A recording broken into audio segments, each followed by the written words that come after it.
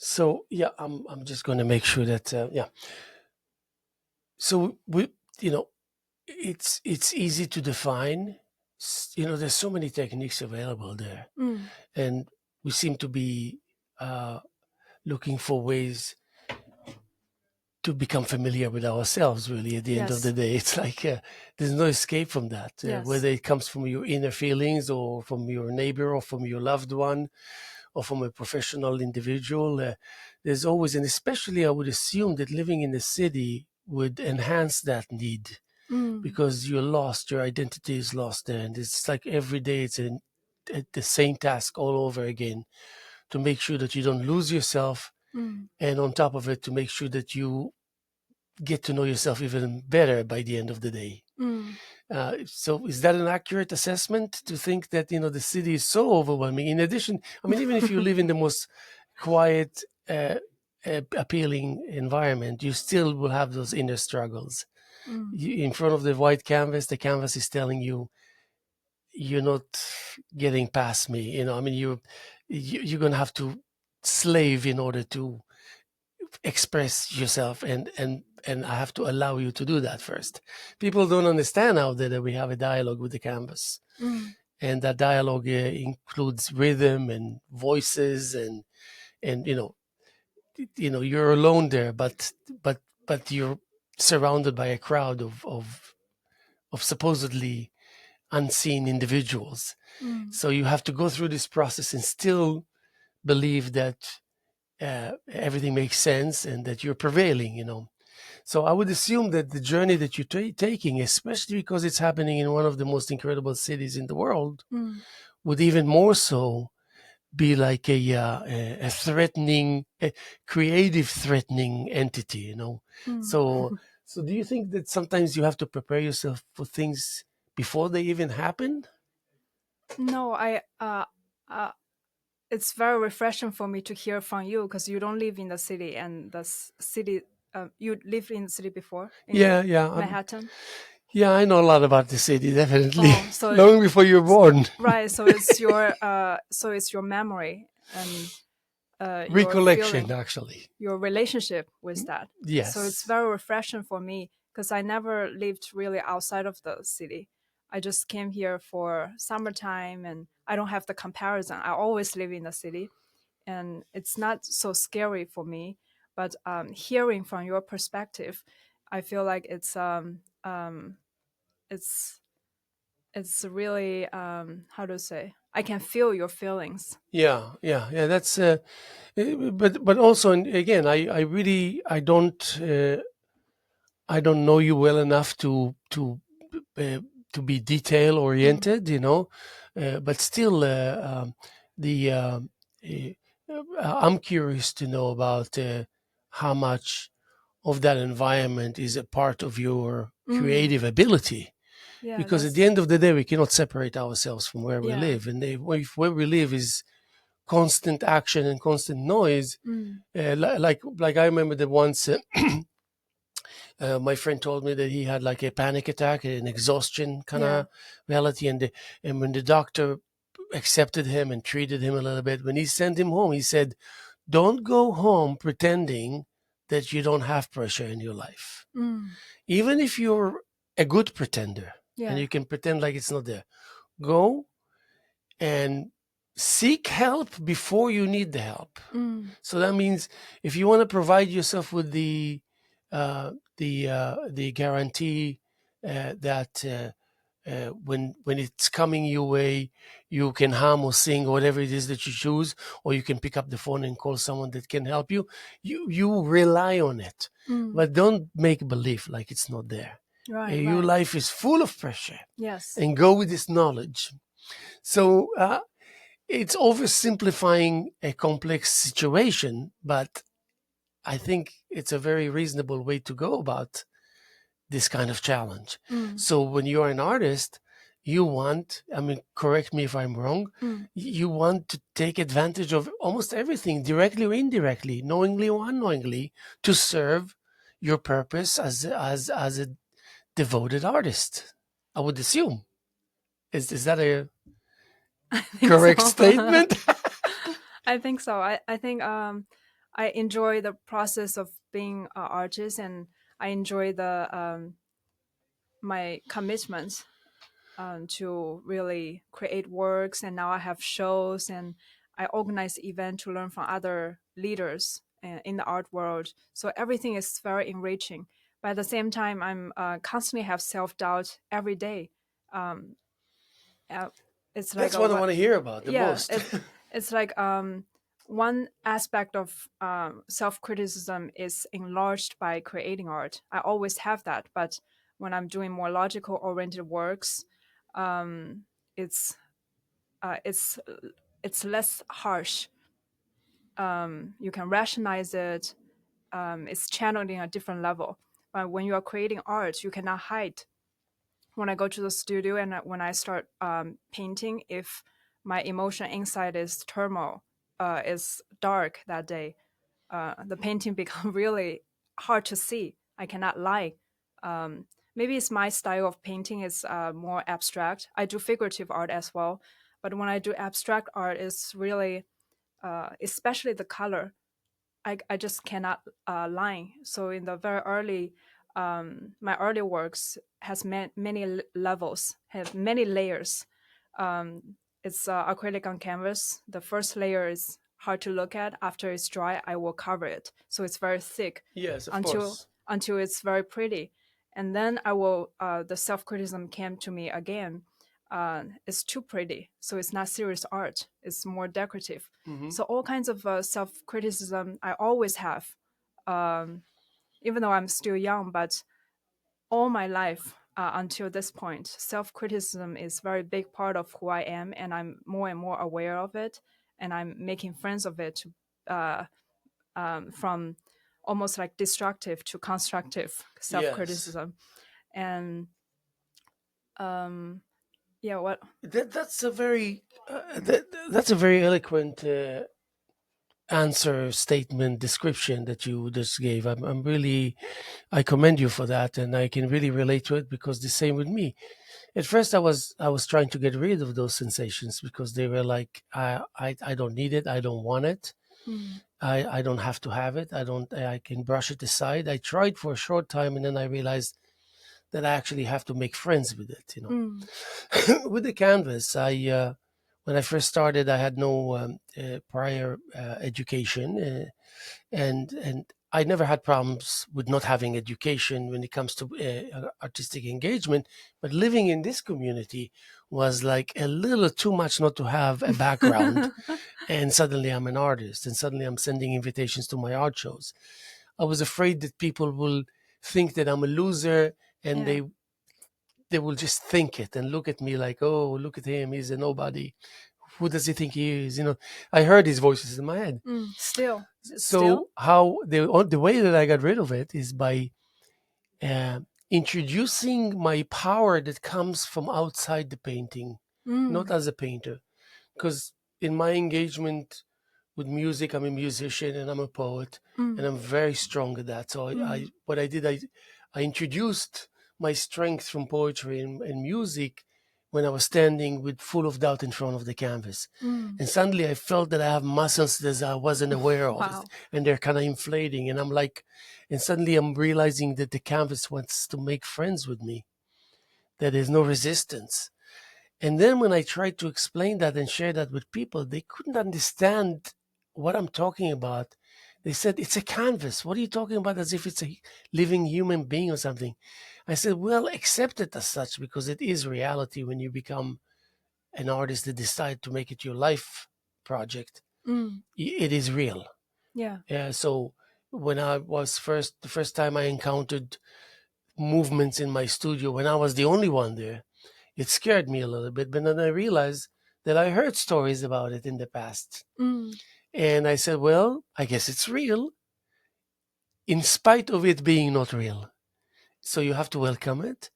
And the faster you do it, the more relief you get, and the more you go back fast enough back to normal, back mm, to coherence, you know what I mean? Because after all, no matter what, we need focus, coherence, common sense.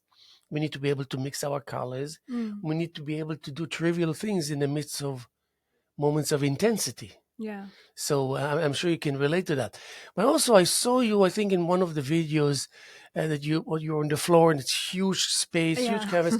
And what I detected, and I want you Mm. to comment on that, you're very calm when you do that. And it's a Yes. big task. Mm. It's a huge canvas or whatever Mm. it was. Yeah.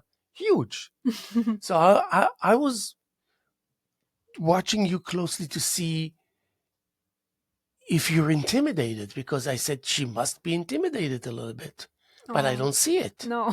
So tell me about Oh, that. that's why you use the intimidating to describe the city as well. I genuinely don't feel that way because I don't have comparison probably. And for the canvas, I think it's for me, I have more freedom if the canvas is huge, and I like to paint on floor so I can walk around. It's almost like a dancing. Like from the final product, you can see my movement, and initially it's based on calligraphy or chirography, so it's an abstract version of calligraphy. It has meaning. When I was writing the Heart Sutra, so I paint and I extract some keywords. I wasn't thinking, but when I start painting, it's like a channel through, like you channel from your music and a poetic endeavors. It's just channeled in a very strong way and relaxed because it's strong, so it's confidence. So it's like a quiet confidence reflected on canvas. So ink on paper for me is right out of me. It's real me. I don't have to struggle. I don't have to do many layers to cover it. So that's on the floor as well. And the way you see me come, because probably painting ink on paper is only take 5 minutes, the whole canvas.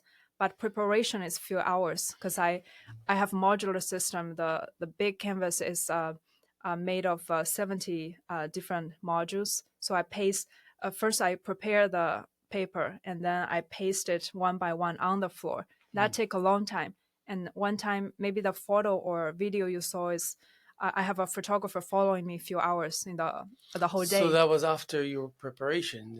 It was like almost like ready. So I didn't notice that there was a lot of work that took place before that. Yeah, that's the whole meditation, meditative state. Preparing it, I was already very calm. If I'm not calm, um, after the preparation, I'm already very calm, and until the last 5 minutes, it's really just burst out of me in a very natural and powerful way. Okay, so you condition the surface to be compatible with what you're doing in those 5 minutes.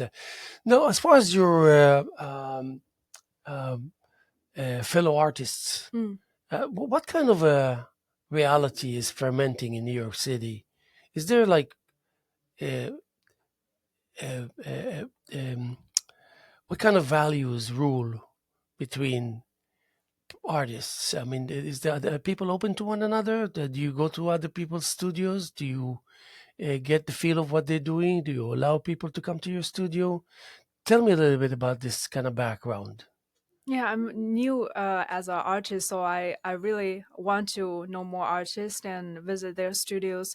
I have two critic and curator come to my studio and give me so many inspirations. I see them as artists as well because the way they interpret things is just so creative and make me feel very good. I feel like they are very generous. In other industry, criticism is like there's a criteria. If you are doing business, then there's metrics. People can criticize you following those rules. But when I invited critics and curators to see my studio, it's like even maybe there's a critical distance. They might not agree with me on everything on every level. Everything is like music to my ears. It's enrichment. It's Yes, constructive criticism. yes, It's a it's praise. It's like validating who I am, no matter what I do. That kind of feeling. So I feel very empowered. I want to visit more artists and invite more artists to visit me. This is one of the things I want to experience because I'm still new, so I yeah. haven't. Describe to me what is a disagreement by someone who is a critic that comes to your studio. Describe to me one disagreement of that individual, for example. Yeah, so I have the former managing director of Art in America magazine. For he has been the managing director editor for many, many decades. Now he retired. His name is Richard Wine. We just had a public conversation about my art as well. So he's an expert in he's from literature as well, like poem literature, French literature, I think, and then become an art critic. Um, so he's very interested in Chinese artists, contemporary Chinese artists here, both in the U.S. and in China. He has written many books, so he know the culture and And social the spectrum, context yeah. of who I am. So Hmm. he see me as a phenomenon. He see me as a content more than a person, but he see me as a person, as an individual soul as well.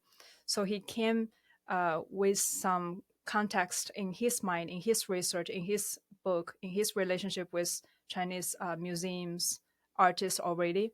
And he came in one of the question I really love, which is a critical question, criticism almost like. Uh, he said, "Are you worried your work is too pretty?"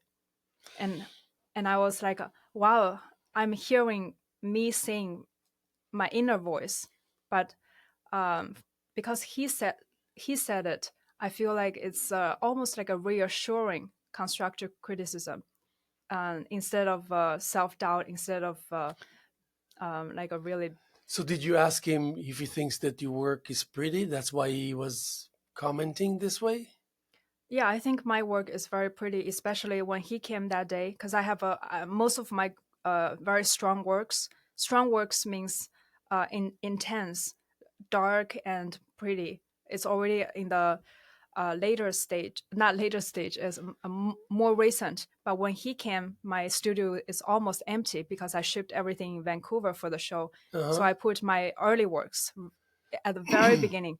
When I told you I covered it with many layers, I hide the intense or ugly ones. Yes. So he made this comment by looking at those, and I totally agree because that's my insecurity. I hide those feelings So he saw the beneath it. stage of the prettiness of it. Yeah, almost like decorative, but it's very Got it. interesting. I create my own aesthetic, and there's a multiple layers. If you see But the aren't you allowed also to provide yourself that comfort zone where you can execute prettiness mm, and leave it as is and say, well, I decide that I can live with it. yes, And because you're multifaceted, mm, so this is not just who you are. This is just a very small part of what you're all about. mm, So maybe sometimes we need to accept it, and so we can continue and go to. So do you see, like, because, and that leads me to my next question, like, so do you see that almost like being as cliche as saying the light at the end of the tunnel, but is the light in your tunnel at the end of your tunnel flashing, or is it passive? I mean, what is it? Is it telling you, fan you, are we waiting? I mean, are you coming or what? what do you mean? I don't Yeah. understand. It's like, Like continue to be an artist, that kind of thing, or I mean, when you see the light at the end of the tunnel, it's almost like a, a, uh, a conclusion to relieve you from the tension of the journey. oh In a way, because even with me, I mean, in the last 4 months, I transformed myself yeah, you completely, showed only me because that. I had an argument with someone that I went to a gallery and I like to comment. I think I'm the most professional, unprofessional critic in the world. That's how what I consider myself. I know a thing or two about how I feel. Mm, So there was this wonderful, powerful work of this artist, but from this sensation of I really love it and I really appreciate it, quickly enough I realized I can do it. mm, So it spoiled everything for me. I mean, I couldn't help myself. As soon as I found out that I can actually do it, mm. I can do it myself. So I lost that level of appreciation towards that person. Oh, I couldn't help myself. It was just me, myself, and I. mm. Now, the owner of the gallery happened to be my friend, so I expressed that to him. I said, "This is really beautiful and strong, but I can do it." He says, "What do you mean you can do it?" I said, "I can do it." He said, "I don't know." So So I said, okay, you will see. Mm. And then I created a few pieces and I sent it to him 2 days later. Mm. And I said, this is what I mean. I can do it. And then from that point, I didn't stop. In 4 months, I have like 50 pieces, and I'm like already feeling that this is the only thing I did in my life. Nothing else Wow. existed. So, and where did I get it from? I got it from someone who's really powerful, that has collection of art and passion and a lot of money, a lot of influence. And he told me when he came to one of my art shows, the only way I can tell you how I feel about your art is whether I can do it myself or not. This is what the question I ask myself. He says, can I do this? Oh. So he took me to a piece that he really liked. He said, see, he said, do you know why I think this is absolutely great? Mm. It's because I cannot do it. Mm. Interesting. And I couldn't relate to what he was saying. Like, Mm. then I got to think about it, and I thought about it a lot until I realized what he meant. Mm. So I adapted his attitude Mm. and said, well, I think that's a good way to go. It's a safe way to go in forming your opinion about the world, the Mm. art world out there. Interesting. But your journey that will, that for the most part, the future of it is a mystery. And it's a good thing that it's a mystery because it provokes us to. Mm. But what is your aspiration as far as what you're hoping to find in 10 or 20 or 30 years in that journey? What is it exactly? Yeah, and in previously, I always thought if I have my language, if I find my artistic language and keep consistency, keep doing it forever, then that's the definition of greatness. But recently, I interviewed Mr. Hill, Tom Hill, who has the Hill Art Foundation. He's a big collector. So when I was preparing for the interview and find his definition of a great artist, is every decade the artist has to reinvent themselves, whether it's artistic language or topic, and life in general. So he collects many good artists, very well known and also emerging artists, all based on this criteria. Every decade or Of the evolutionary process. yeah, they have to reinvent themselves. Their work has to look totally different than one period from another. Love So it. give me relief. See, this So is I don't. music to my ears. Yes. So I don't have to stick with one language that I find now. I'm 35 years old now. I'm free to explore.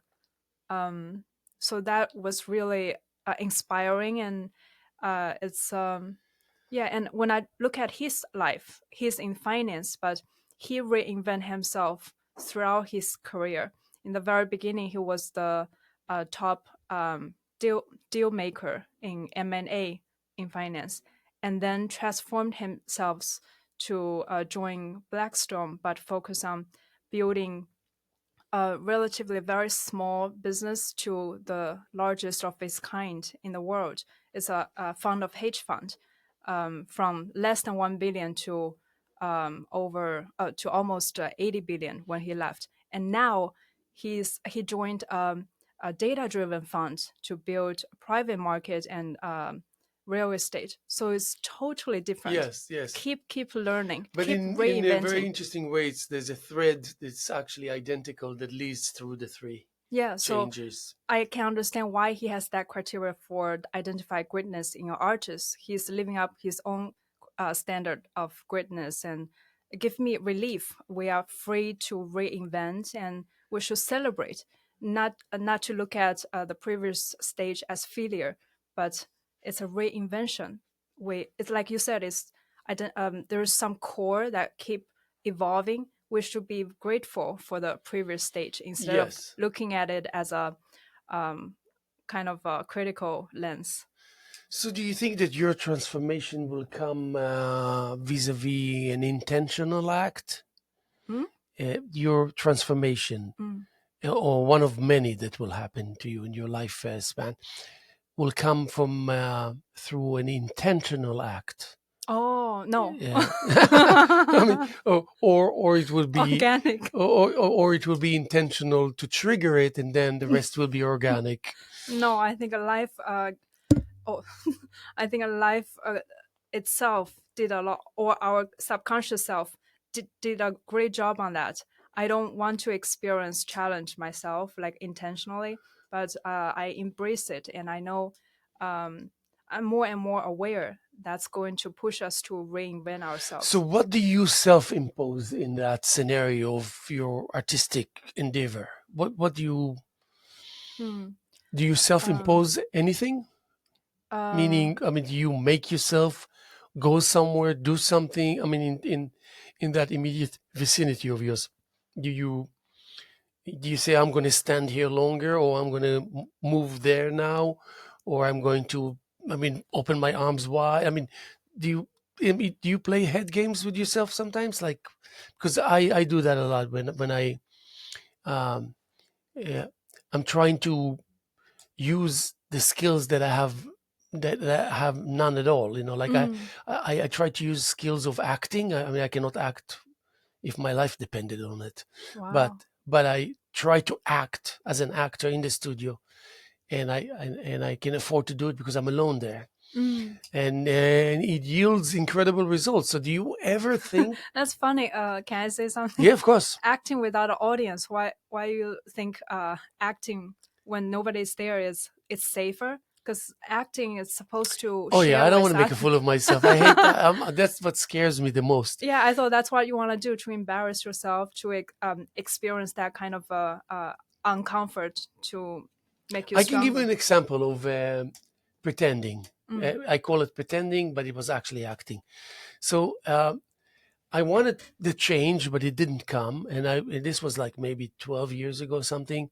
And I was fortunate enough to have this absolutely gorgeous studio in the back of a horse farm. And it was just like too good to be true. Every time I Wow. came there, I said, oh my God, I had to prepare myself to work because I would go there and I would just want to sit and enjoy, smoke a cigarette, drink coffee, and listen to music. And I did that for quite a while, and I realized I'm not painting. I'm having too much fun. So then I I I, I came from a challenged reality of drums. You know, when I was 18, up to 18, I was really I thought that I'm going to be a drummer. Mm. The percussion, this is my life. And I practiced and I worked and I slaved and I was living in an environment of musicians until I realized this is not going to work for me. I felt inside me that I'm not going to become eventually who I think I should be. Mm. So I said, how do what do I do? Do I stop? I don't want to stop. I want to be a drummer, a musician. So I introduced a different style, you know, Mm. alternatives and freestyle and this, and I formed a definition of what freestyle is all about, and then now this is my life. Mm. So so I came with this idea: what if I was to pretend that I'm a painter? Mm. Okay, let's like a real Yes, make painter, believe. like Yes. with make sure that my back is straight Mm. and the palette is here. And then the most brilliant thing that I came out with is to have a brush in my mouth. And I Like forever, Picasso. exactly. But that brush did not come. I didn't use the brush. That means I had my brushes, but I had a brush in my mouth. Mm. And I was consistent. So quickly enough, I realized that in my mind, I formed a story. Yes. That story I knew for sure because I had experience Mm. that I can produce at least 40, 50 paintings. Mm. I had that number, that vast amount of work. Wow. So, and then I realized the condition for the success of this experimentation is the brush in the mouth. That's amazing. Isn't it great? Yeah, it's And it worked. It worked. Now, you think if somebody was there, I would dare doing that? It would be ridiculous. I would feel ridiculous, you know, uh, even though, yes, I could hear voices, I could hear resistance from the surface, the usual thing that we go through as mm. artists. But it really worked. And that's what you call keeping a straight face through the process. Mm. Yes. I feel like it's very powerful. It's like a technique for manifesting the the brush itself. help to rewire your brain to make believe in a much easier way than just thinking you are.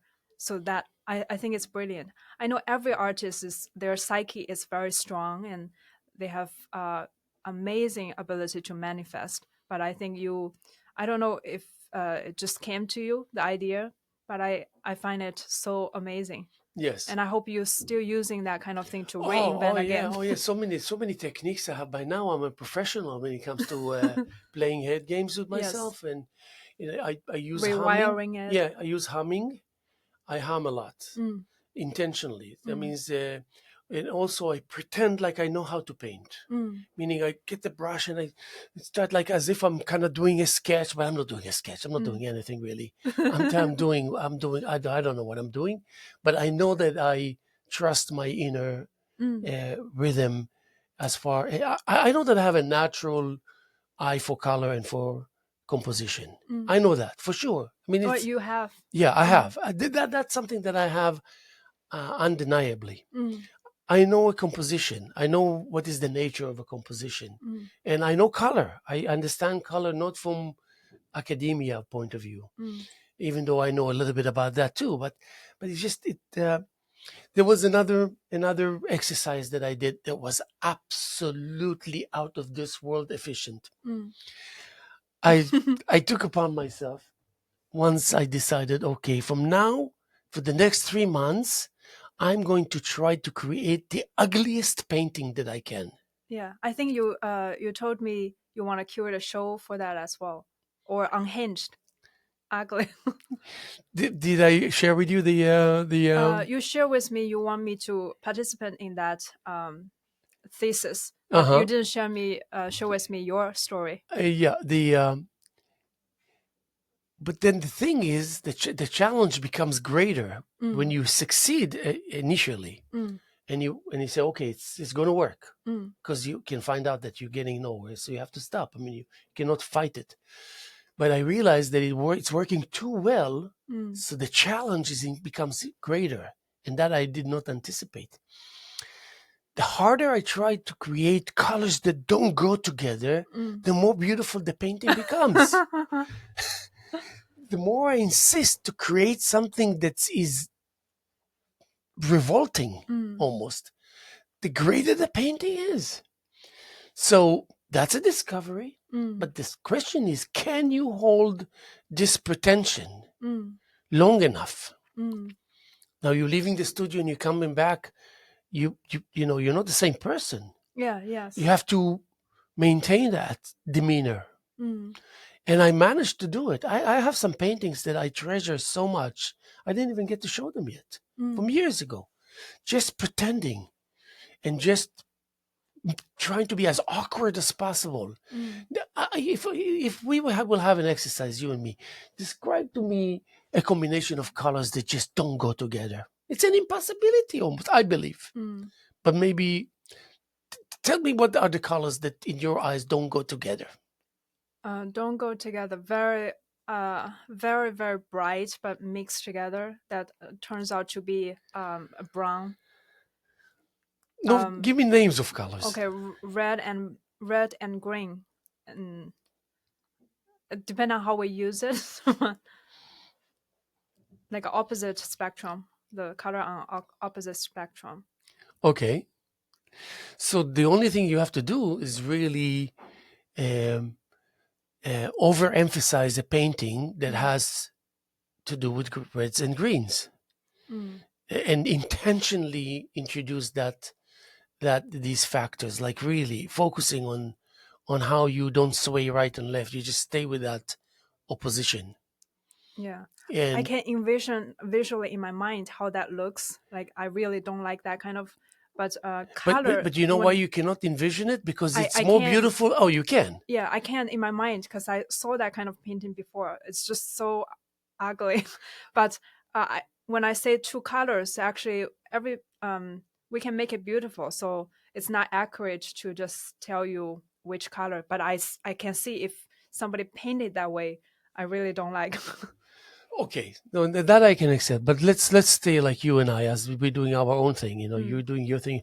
So if you were to have a task to create an ugly painting, you think Mm. you'll be able to? Yeah, it's pretty easy. I have to use acrylic, not ink. Yes. Okay. So we solved the problem.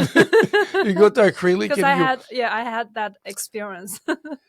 But if you were to try to do it, I think you're going to find out that actually, in the process of trying to do that, you're finding out that you're actually doing the opposite. You're actually doing all the things that are eventually going to please you. Yeah, I love what you told me because I never thought of that way, and I think it's because because if we play this game, I already released the judgment, the criticism of being ugly. Then it becomes naturally more beautiful. I think Yes. theoretically it can be. I want to try though. I want to Yes. experience. And even when you try this, Mm, the most important aspect of it is that you cannot just jump into it and think that you're going to prevail. You have to condition yourself in a way mm, that um, that that you have to accept clicheism mm, and that which is trivial as a part of the immediate action zone. That means things that we want to, that which is cliche, it really bothers me. I try to shy away from clicheism. mm, Only because maybe I did not establish myself as in a sturdy way yet that I can take this kind of shakiness. mm, So I'm trying to say, okay, I'm safer when it's just out of my sight mm, completely. I don't want to. I'm not ready to encounter this because I cannot guarantee myself that I will prevail. mm, And so I will wait until I'm stronger, kind of thing. But when it comes to that, for example, I did a whole series of painting not looking at the canvas. mm, Now, this is cliche. The canvas is here. mm, You have to be compatible with the brushes and the paint, and you're just painting. But the thing is, are you going to turn your head to see? Because if you're doing it, you're out of the game. oh You yeah. cannot do that. I mean, you can, Mm, but it will put an end to the game, yeah. to the exercise. Do you know how difficult it is for example, André Breton, Mm, that wrote the Manifest of Surrealism in 1925 or something?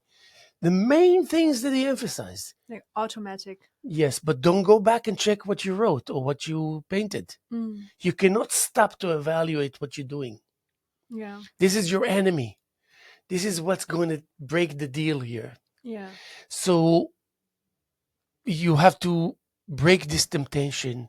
This is a part of who you are, the society that you live in, the code of conduct.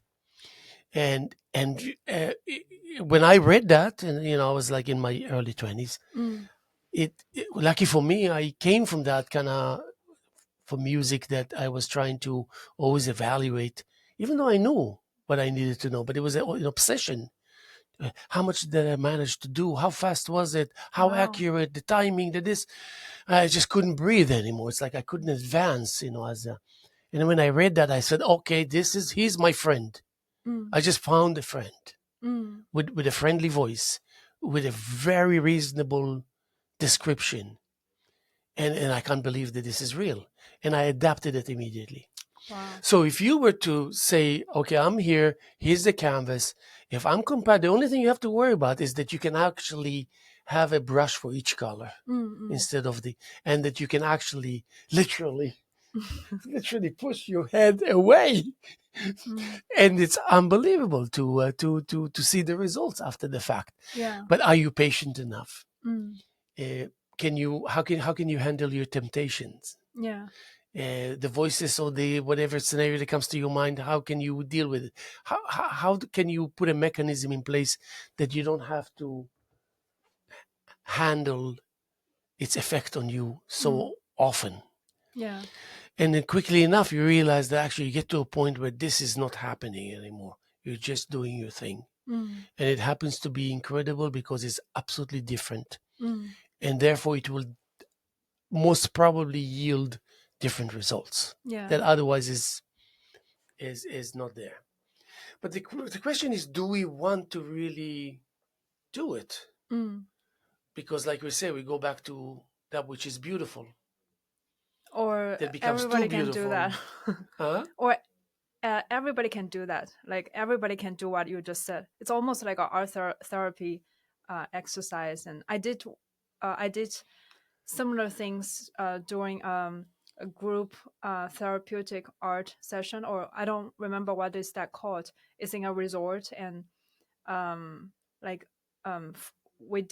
we look at a flower bouquet 4 times, different method, and once is to close our eyes just to draw. But like you said, everybody can do that. It's just a code of conduct. So if everybody can do that, no matter how it looks, then it's not that interesting. It's great for our No, brain but and can you to follow the rules that you set right, for right. yourself? That's the thing. Everybody can do it, but not Mm. hardly anybody can follow the rules. Until it's finished. Yeah, Or, I mean, if you turn your head once, mm, you cannot say, okay, I'm not going to turn my head anymore. mm. It's a losing proposition. Right, it's a Very game. demanding. Yes, Yes. yes. And this is the beauty, is that it's a game that you invent Mm, and the rules that you put in place. mm, So it's all yours. It's not like you don't need someone to remind you of the game or that you're doing it wrong. It's your mm. game. Yeah, It's your personal game, and it's powerful. It cannot not be powerful. yeah. I want to try. It's like a really channel through subconscious and trying to like understand ourselves in a different way. Yeah, I remember also that I had a good friend. She was a model, a studio model, and I said, please come to my studio. I really need you. She said, but you're an abstract expressionist. What do you want from me? I said, just please, I have a project. I got the canvases. I'm ready. I just need you. I just Mm, need you to pose as if I'm the greatest sketcher in the world. When it was mm, like, and she came. mm, And the thing was, I didn't tell her at the beginning. I said if I tell her, then maybe she wouldn't say. I wasn't about to show her what I did after I'm done. mm, Yeah. So I'm like doing, the black composition and all this, and I'm just pretending and doing and the lines and see and hear, and it was absolutely chaotic and it was ugly and it was like, it was like, what am I doing? But I had a whole like dozens of them, and they were diptychs, all of mm, them. And then when I'm done, she said, "Let me see." I said, "I cannot let you see. I'll I'll let you see the end result, because now I have to introduce color." So why do you think I prevailed? Because I knew that there's a phase two to it. mm, Introducing color is my forte. mm, So I knew that no matter what I do now, if I can live through that, mm. then it will be success. Yeah. Second phase is my strength. So this is just giving me a point of reference. Mm, And I will always remember the warmth, the warmth of the moment between me and her. mm, She was just also very pleasing to look at, and mm. she smelled good, and it was just so comfortable and wonderful. So I will have that in mind, Yeah. and in the way I kind of still keeping that leftovers of that smell while I'm dealing with introducing color into Mm. the supposedly composition. So is she still there when you do the second phase? No, Oh, interesting. So no, it's the no. multisensory experience. Yes. Oh, yeah. She wasn't there. And then when she came to the show, it was the whole 1/3 of the show was that. It was like she came and she didn't know, she didn't see anything. So I said, do you want me to show you the paintings that I did of yours? She said yes. And my studio is like a mile away from Ashwa House. So she thought I'm going to take her to the studio. I said no, it's here. It's a part of the show. She said where? And when I showed her, she was stunned. She And then like I say or showed not? her the background composition that was still there. You won't be able to see unless I Oh, point it out to you. Here's your head, here's your arm, here's the this, is the is that abstract or? oh yes. But there is a suggestion of posture Mm, and all that. So then this is like So I'm kind of self-taught. I'm teaching myself that if I am stubborn enough in the Mm, moment of, um, and that's kind of indirect reinventing myself in an indirect way kind of mm. thing. I cannot fail. Yeah, you can't. I can't Yes. fail. I don't want to fail. Mm, So if you're stubborn, instead of saying consistent, I like to use mm, the word stubborn more than consistent. mm. Uh, then this kind of level of devotion comes to the surface. Yeah. So the moment becomes more and more real because you cannot deny the results. The results will be there. Mm. So, and when the difficulties mount, I always remind myself that I'm going to be very pleased later on. Just be patient, be patient. Don't stop, Wow, don't that's a stop. great way to set the tone for the future, the near future. Like, I will be very happy today. I will be very pleased with my work. I think it's a very powerful uh, set. And it's going to, like, you asked me, do I have intention for different reinventions? Maybe that's the intention. That's kind of it, intention. Instead of asking for suffering or challenge, I can set intentions. It's Yes, a different level. yes, through a plan. Mm, Like if you can reinvent your own playful steps, mm, but playful doesn't mean not serious mm, or not profound or demanding. mm. That can quickly enough become obstacles. You know Yeah. what I mean? And because you don't like too many obstacles on your path, you Uh, you will be also instinctively making sure that you get rid of as many as you can of them because there will always be obstacles. yes, yes. But we don't want the unnecessary one to be there. Mm, yeah. So, and then there's this whole path of being kind to yourself. Mm, I realize the value of being kind to myself while I'm mm. creating. Um, and there's so much to it. But let me just mention that we are sitting here with Fanyu Lin. She's going to be one of the artists that are going to participate in the August through the first weeks of September show here at the LTV Studios, together with Victor Carpel, and of course, a multifaceted individual that's creatively busy and engaging in New York City like you wouldn't believe it. And I'm very happy and proud to have her here with us. So um,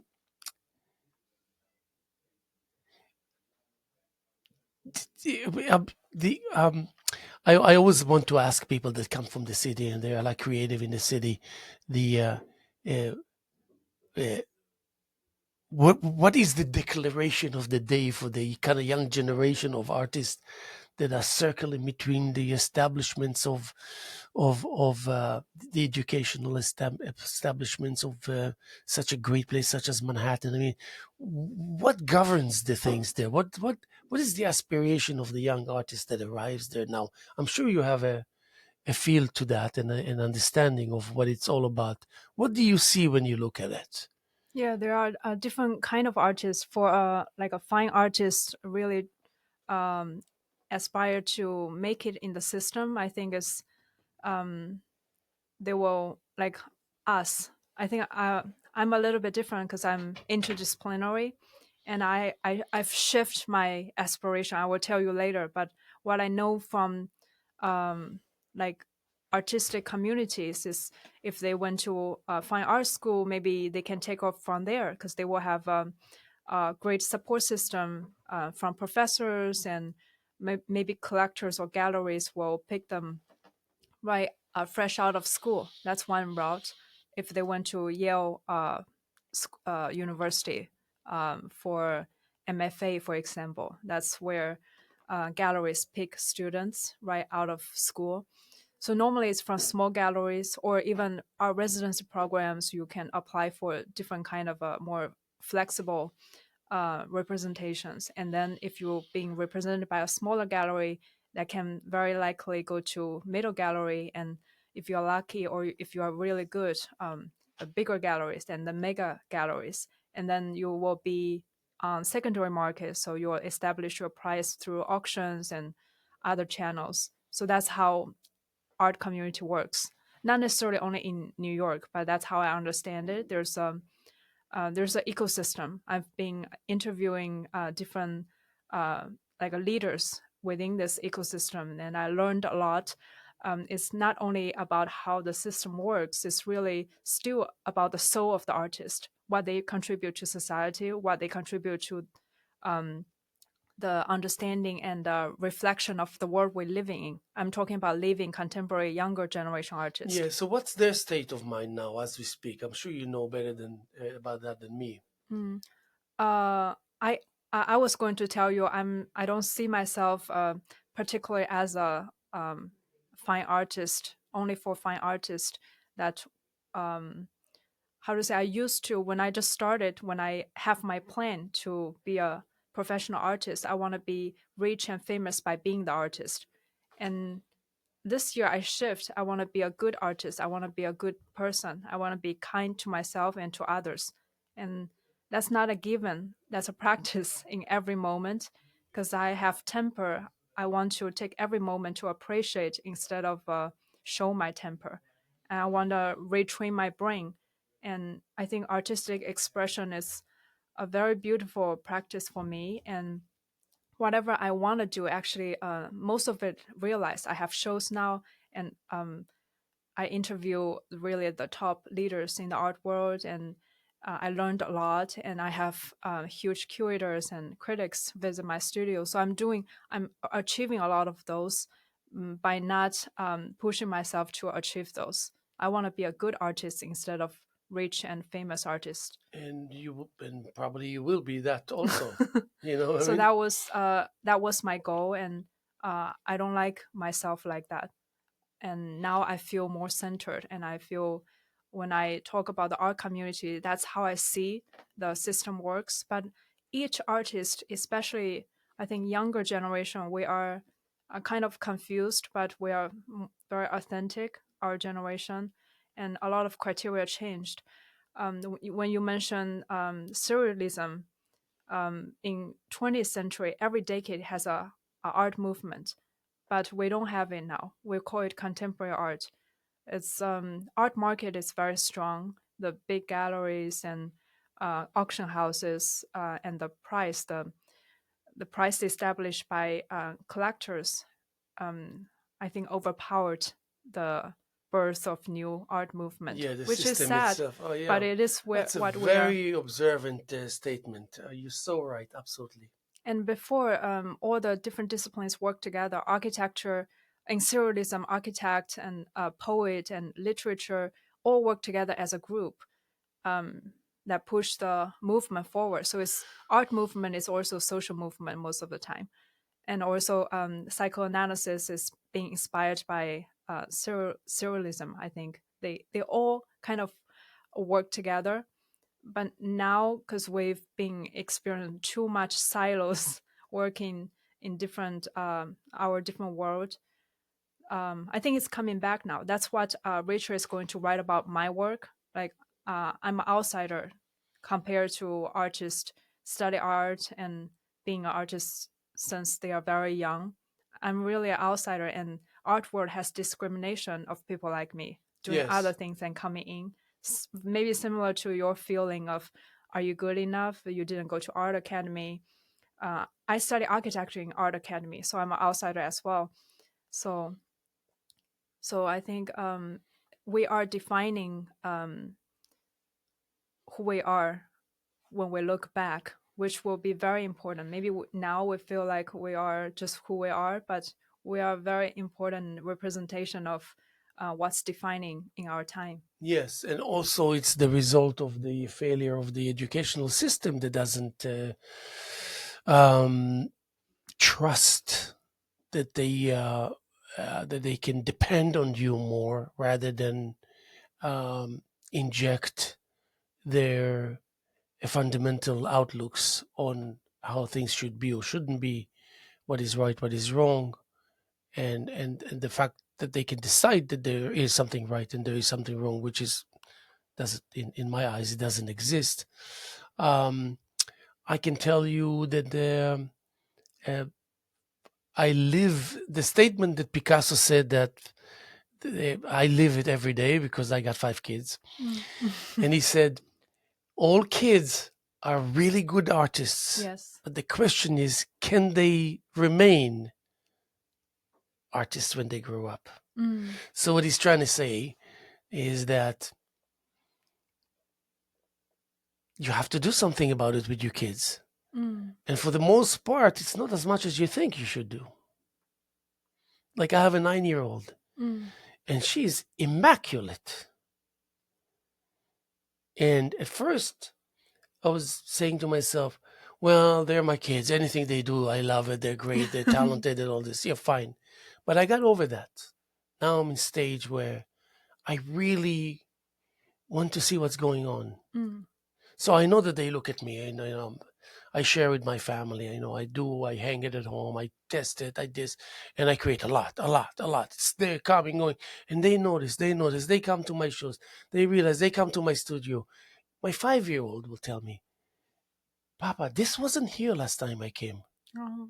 5-year-old. He even notices things that I moved. This was Wow. there, and this was it. So I realized that I would have to do the job that no one else will do. For your kids? Yes, no one else. Oh, but they might not want to be an artist. No, I'm not. I'm actually, what I'm trying to communicate with you is that I do the opposite. When they want to paint, I don't allow them. When they don't want to paint, Mhm. I force them. Why? Because you have to introduce to them the difficulty of being an artist Mm. and the irrational aspect of it.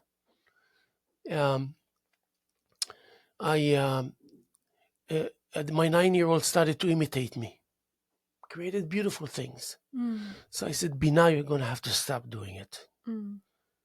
And she said, why? Is it not beautiful? I said, it's gorgeous. I didn't say your painting is ugly or beautiful, therefore this and that. Don't do it anymore. And if you want to do it, and if you want to use the ingredients that you want to use in order to do what I do, you're going to have to buy it yourself. You're going to have to get it somewhere else. I cannot give it to you if you decide to do that. So I'm telling her it's going to have to be your effort to do. If you want to do what I'm doing, fine. But it's going to have to be your effort. I'm not going to give you the canvas and this and here and that to go do. And I solved the biggest problem that my kids have. And it's about they create something and they really like it. And then they do something on it and they really hate it. Oh, right. Okay. You have to know where to stop. That's so critical. So it was a puzzle. So now when they did something that they like and then they did something that made it like something that they don't like, they don't understand that they can continue. They put it aside.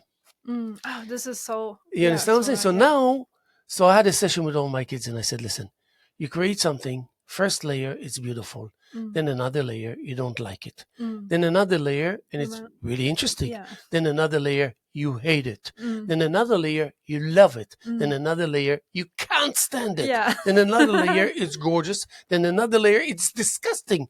Then another layer, it's beautiful. And then you decide to leave it alone.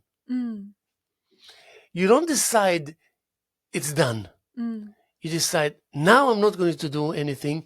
And usually you should decide to leave it alone when you like it. More so than when you don't. Yeah. And then with the session with the 9-year-old, I would say this, I had a conversation with her separately from the kids. And I said, you can also decide to leave it alone when it's absolutely something that you hate. Because later on, you're not a good judge of your own work. Yeah. You don't worry. And by the way, collectors that came to my studio ended up buying one of her pieces. Wow. And it was a big deal. Yeah, it was a big deal.